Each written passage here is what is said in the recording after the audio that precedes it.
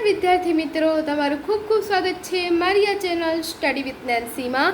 जो हजी सुधी तमे मारी आ चेनल ने सब्सक्राइब ना करी होय तो जल्दी थी सब्सक्राइब करजो। आज आपणे प्रकरण नंबर 2 अपूर्णांक अने दशांश संख्याओं स्वाध्याय 2.3 नो प्रश्न नंबर 1 अने प्रश्न नंबर 2 जोईशुं। तो जो सौथी पहला प्रश्न नंबर 1 जोईए। प्रश्न नंबर 1 शू आपेलो छे? शोधो। आपणे किंमत शोधवानी छे। एमां पहेलुं जोवो, पहेलो प्रश्न आपेलो छे 12 भाग्या 3/4। तो 12 भाग्या 3/4 આપણે ભાગાકાર કરવાનો છે અપૂર્ણાંકોનો। તો જ્યારે પણ અપૂર્ણાંકોનો ભાગાકાર કરવાનો હોય ત્યારે આજે પહેલું પદ હોય એનું એમ લખી દેવાનું। પહેલા પદનું તો પહેલું પદ જેમ છે તેમ જ લખી દેવાનું। જે અપૂર્ણાંક હોય કે કંઈ પણ હોય એને એમનું એમ જ લખી દેવાનું। 12 ના 12 જ આપણે લખી દઈશું। પણ હવે શું કરવાનું? અહીંયા ભાગાકાર છે એનું શું કરી નાખવાનું? ગુણાકાર કરી દેવાનું। અને આથી છેદમાં 4 છે એને અંશમાં લઈ આવવાના અને અંશમાં છે એને છેદમાં લઈ આવવાના। એટલે ઉપર હતા એ નીચે અને નીચે હતા એને ઉપર લઈ જવાના। આને શું કયું કહેવાય? વ્યસ્ત કહેવાય। કે 3/4 નું વ્યસ્ત શું થાય? 4/3। એટલે પણ જ્યારે પણ આપણે ભાગાકાર કરવો હોય અપૂર્ણાંકોનો ત્યારે આપણે શું કરીએ છીએ? તે સંખ્યાના વ્યસ્ત સાથે આપણે તેને ગુણીએ છીએ। 3/4 નો વ્યસ્ત શું થાય? 4/3। એટલે વ્યસ્ત કરવું એટલે એને ઉપર નીચે કરી દેવાનું અને આ ભાગ્યાની જગ્યાએ ગુણાકાર કરી દેવાનું। હવે તમે જુઓ 12 × 4/3। હવે જુઓ 12 કટ થઈ જશે, 4 તેરી 12, તો 12 કટ થઈ ગયા। હવે આ 3 અને આ 3 કટ થઈ ગયા તો વધ્યું શું? જોકે 16। તો આપણો જવાબ શું આવશે? 16 આપણો પહેલા દાખલાનો જવાબ આવશે। જો તમને એમ ના આવડે, તમે જો તમારે આ છેદ ના ઉડાડવા હોય તો તમે એમ પણ કરી શકો કે 12 ચોક 48 અને 48 ભાગ્યા 3 કેટલા આવે? 16। તો તમને જેમ ફાવે તેમ કરી શકો। પછી જુઓ બીજો પ્રશ્ન છે કે 14 ભાગ્યા 5/6। તો આમાં પણ એમ જ કરીશું। 14 લખી દઈએ, ભાગાકારની જગ્યાએ આ શું કરશું? ગુણાકાર કરશું અને 5/6 છે એને શું કરશું? 6/5। 14 × 6/5। તો હવે તમે જુઓ 14 × 6 ઉપર અને છેદમાં કેટલા આવશે? 5। હવે 14 6 કેટલા થશે? 14 6 84 અને છેદમાં 5/5। તો આપણો આ જવાબ આવી ગયો। શું આવ્યો જવાબ આપણો બીજા દાખલાનો? 84/5। હવે જોવો ત્રીજો દાખલો જોઈએ। ત્રીજો દાખલો આપેલો છે 8 ભાગ્યા 7/3। તો આમાં પણ ઉપરના દાખલામાં કર્યું એવી જ રીતે જ કરશું કે 8 છે, 8 ને 8 લખી દઈએ, ભાગાકારની જગ્યાએ ગુણાકાર કરશું। આ 7/3 છે એને શું કરી દઈશું? 3/7। આ તેનો શું કર્યું કહેવાય? વ્યસ્ત કર્યો કહેવાય। હવે જોવો 8 × 3/7, 8 × 3 અને આખાના છેદમાં 7। હવે 8 તેરી કેટલા થશે? 8 તેરી 24 અને 24/7। તો આપણો શું જવાબ આવશે? 24/7 એ ત્રીજા દાખલાનો જવાબ આવશે। હવે જોવો પછી ચોથો દાખલો જોઈએ। ચોથો દાખલો શું આપેલો છે કે 4 ભાગ્યા 8/3। કે 4 ભાગ્યા 8/3 તો 4/4 લખી દઈએ, ભાગાકારની જગ્યાએ શું મૂકશું? ગુણાકાર મૂકશું। 8/3 નું વ્યસ્ત કરીએ એટલે શું આવે? 3/8। હવે તમે જુઓ 4 × 3/8। તો હવે જુઓ અહીંયા છેદ ઉડશે કે 8 4 2 8 એટલે 8 કટ થઈ જશે અને અહીંયા 4 ને આ 4 કટ થઈ જશે।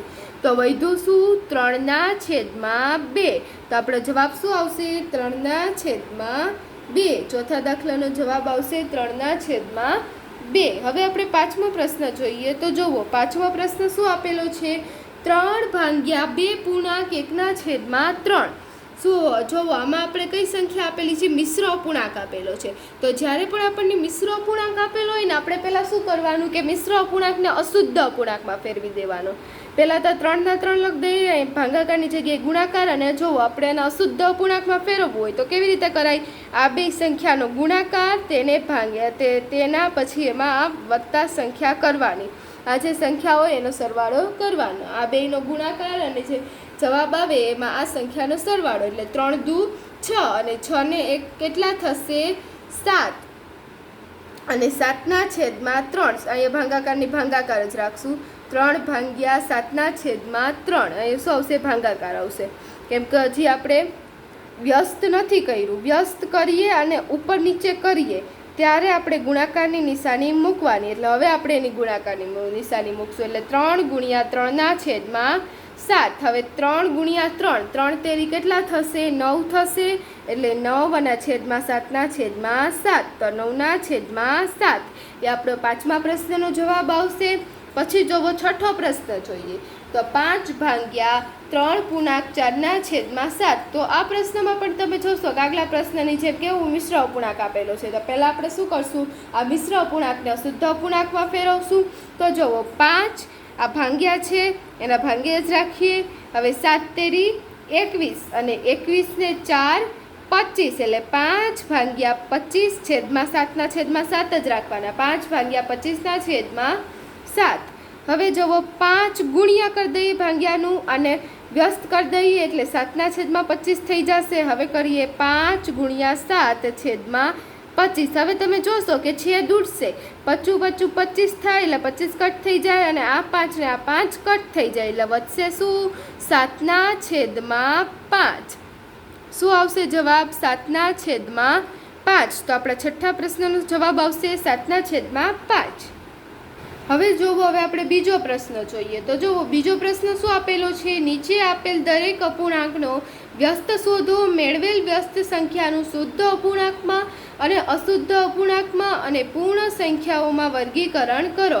કે આપણે એનું શું કરવાનું છે? વ્યસ્ત સંખ્યાનો વ્યસ્ત શોધવાનો છે અને પછી કહેવાનું છે કે આ સંખ્યા શુદ્ધ છે, અશુદ્ધ છે અથવા તો પૂર્ણ સંખ્યા છે, આપણે કહેવાનું છે.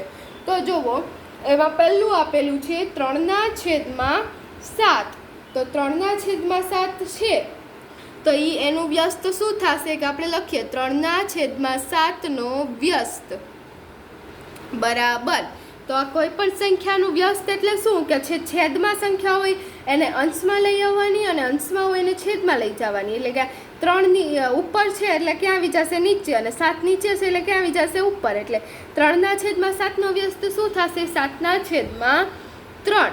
હવે શું પૂછ્યું છે? એનું વ્યસ્ત શોધો અને આપણે પછી વ્યસ્ત સંખ્યા શુદ્ધ અપૂર્ણાંક છે, અશુદ્ધ અપૂર્ણાંક છે કે પૂર્ણ સંખ્યા છે આપણે કહેવાનું છે. તો જુઓ, જો શુદ્ધ અપૂર્ણાંક હોય ને તો છેદમાં મોટી સંખ્યા હોય અને અંશમાં નાની સંખ્યા હોય. આને અંશ કહેવાય અને આને છેદ કહેવાય. તો જ્યારે છેદમાં મોટી સંખ્યા હોય ત્યારે કયો અપૂર્ણાંક હોય? શુદ્ધ અપૂર્ણાંક હોય. અને અંશમાં જ્યારે મોટી સંખ્યા હોય ત્યારે કયો અપૂર્ણાંક હોય? અશુદ્ધ અપૂર્ણાંક હોય. તો અત્યારે જુઓ ક્યાં મોટી સંખ્યા છે? અંશમાં મોટી સંખ્યા છે તો કયો અપૂર્ણાંક થશે? અશુદ્ધ અપૂર્ણાંક થશે. તો આપણે લખશું કે 7/3 એ અશુદ્ધ અપૂર્ણાંક છે. એવી જ રીતે હવે આપણે બીજો પ્રશ્ન જોઈએ. તો બીજો પ્રશ્ન શું આપેલો છે? 5/8. તો આમાં પણ એમ જ કરશું કે 5/8 વ્યસ્ત. તો 5/8 વ્યસ્ત શું થશે? 8/5. તો જુઓ 8/5 થશે. હવે 8/5 એ કઈ સંખ્યા થશે? શુદ્ધ, અશુદ્ધ કે પૂર્ણ? તો મેં કીધું હતું કે અશુદ્ધમાં શું હોય કે અંશ છે, આ અંશ તે કેવો હોય? મોટો હોય. તો આમાં જો શું મોટું છે? અંશ મોટો છે એટલે કઈ સંખ્યા થશે? અશુદ્ધ થશે. આ પણ અશુદ્ધ થશે. તો 8/5 એ અશુદ્ધ અપૂર્ણાંક છે. અશુદ્ધ અપૂર્ણાંક છે. હવે પછી ત્રીજું જોઈએ. તો ત્રીજું શું આપેલું છે? 9/7. તો આપણે લખશું કે 9/7 વ્યસ્ત બરાબર. તો શું થશે એનો વ્યસ્ત? 7/9 ઉલટું કરી દેવાનું.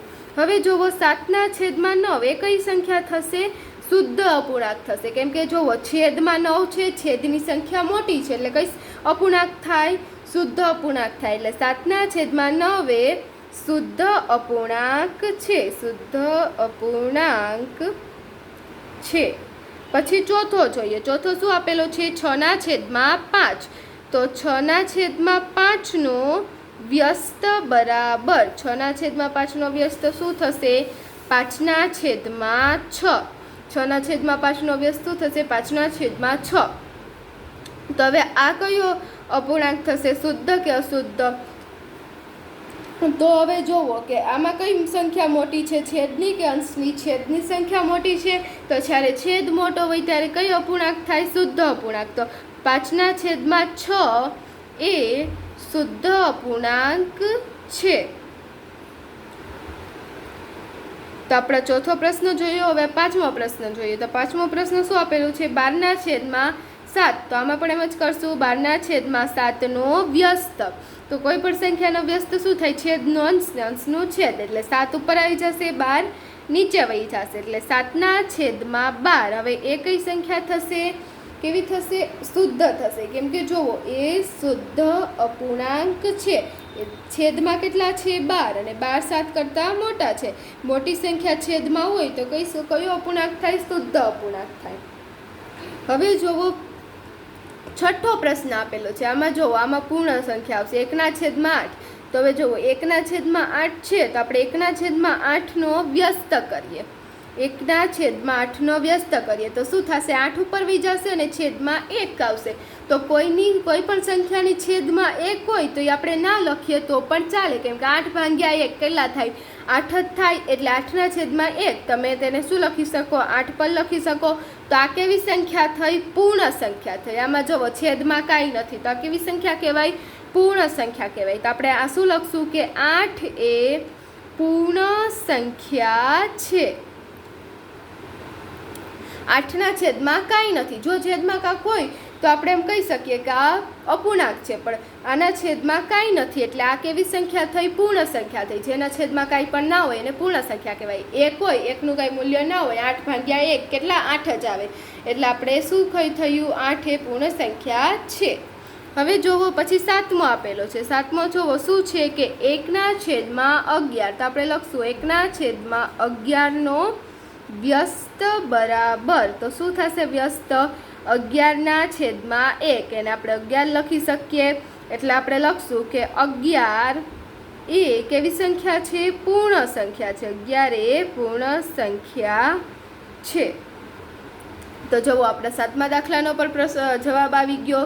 તો અહીં આપણો પ્રશ્ન નંબર 1 અને પ્રશ્ન નંબર 2 પૂર્ણ થાય છે. જો તમને વિડીયો પસંદ આવ્યો હોય તો લાઈક, શેર, સબસ્ક્રાઈબ કરજો. Thanks for watching.